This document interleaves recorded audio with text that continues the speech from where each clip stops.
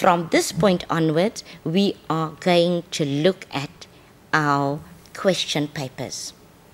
The different types of questions that we have in the question papers, and the first one that we are going to glance over, and we might not have time to do everything, but at least give you hints and tips how to work through the question when you need to prepare for this upcoming June exam, which is very important in your life.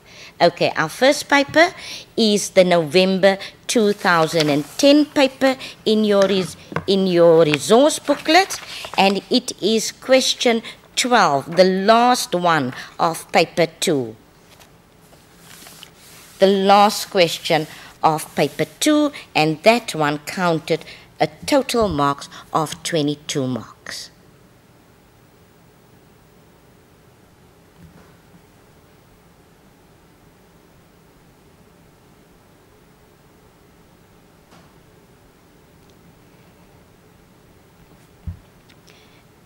One of the questions, while I'm waiting on you to get to that page, was where will the cosine graph end? At 122? No. If the period state from minus 180 to plus 180, it must end at 180.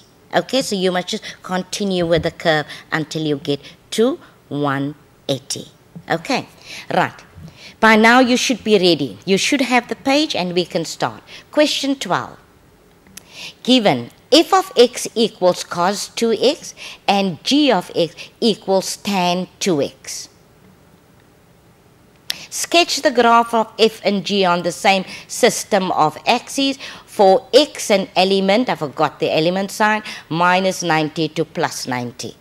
So the area that I need to draw firstly is now smaller. It's not from minus 180 to plus 180, but minus 90 to plus 90. So you will just cut him off a little bit shorter.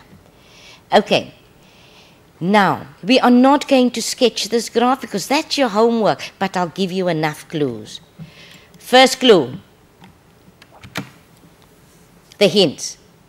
If I look at 2 of x, then 2 affects the, oh yes, I can see smiling faces. 2 affects the amplitude. So my graph will go up to plus 2 and come down to minus 2. That is what I know. And if I look at g of x, then 2 will affect my period. And my period is normally 180 degrees, but now because I must have 2 cycles, we know it will therefore be 180 divided by 2, which gives me 90 degrees. So, I'm going to show you this graph. I did it. You don't have to draw it now. But I need this graph to explain some of the other things. Please note, we said the cos graph started at plus 2. I want you just to watch now, Plus 2. And I only drew it from minus 90 to plus 90. From plus 2 and it comes down. My period for my tan graph is now 90 degrees. So my asymptotes will be there at minus 45 and plus 45, and there's my shape. You can draw this on your own. Right, the next question I want you to help you with. 12.2, you've seen the picture. Solve for x if 2 cos x equals tan 2x, x an element from minus 90 to plus 90. Show all working details, which means it's the same type of problem like the second one we did, where we needed to do the calculation. The 2 graphs are equal. Now you can write down a little hint for you only. The 2 graphs are equal to each other. Therefore, once again, that ugliness comes in. The double angle is coming in, so it's a little bit uglier now. And if I continue, if you check on your formula sheet, surprise, surprise, no tan 2x. So therefore, I will have to convert it to sines and cosines. Write down that hint, because the rest is all yours. From there, you should be able to get to it pretty easy, because you need your basic algebra to see you through the rest of that problem. Okay, I'm running out. We need to just move on so that we can get to the more difficult questions. Use the graph to solve for x. If 2 cos x times tan x is greater than 0. In plain language, all that means, in plain and simple language, where is 2 cos x times tan x positive? How can we get positive numbers?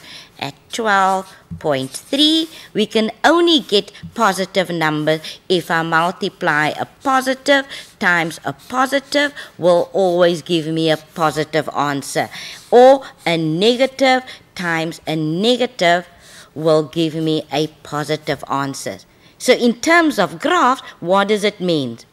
Both graphs, a graph is positive at the top of the x-axis, above the x-axis. So if both your graphs are lying there, then it means your answers will be positive times positive. Or both your two graphs must be at the bottom in order to get negative times negative. So let's just look at our graph once again. Can you see what I meant? F and G, they are both above the x-axis. So positive times positive, it will give me a positive answer there. But from this marker, one is at the top and one is at the bottom. No. But from this point onwards, both graphs are at the top. And there I see the difference again, one at the top and one at the bottom. So my gut feeling tells me my solution lies from there to there. And also from here to there. You need to get that answer correct. You need to practice that one. Because 12.4 is fairly ugly. At 12.4, they say, write down the period of f of x over 2. F of x over 2. So I didn't do anything like this earlier today. I spoke about A and a B and a P and a Q. Never did I bring this into the picture. So very briefly, let's take ourselves one step back quickly so that this step can make sense to you. If I must give you f of x equals 2x plus 1, and I tell you f of 3, then what will you do? Obviously, you would say 2 and I need to substitute. And f of a will mean 2 times a plus 1. So if I give you f of x plus 2, what must I do with this value? I can hear people, they're not all that stupid. We know we need to replace x with x over 2. Right, I just need to go back just to find the equation again. One more for me, the equation of f. Let me just get him quickly. Right, the equation of f, original equation was 2 cos x. So now I'm going to replace this. That was f of x. So f of x over 2 will become 2 cos, and instead of x, I'm going to write x over 2. Which will give me 2 cos, looks prettier, a half x. Now, what does that half influence? Is it the amplitude? Is it the period? Is it the shift left or right? Or is it up or down? You have the answer. Obviously the period. And how do we calculate that period? 360 divided by what this time? A half. That's all I'm going to say.